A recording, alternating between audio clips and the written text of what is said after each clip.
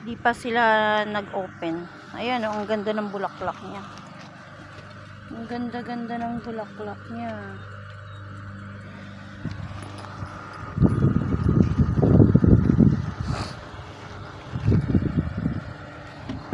Ayan.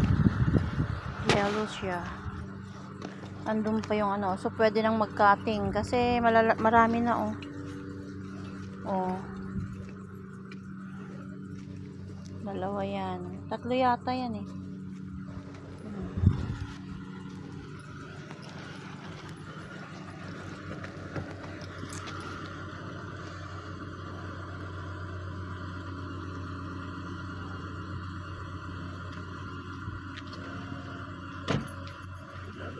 Back in the yard, it's Uh-huh.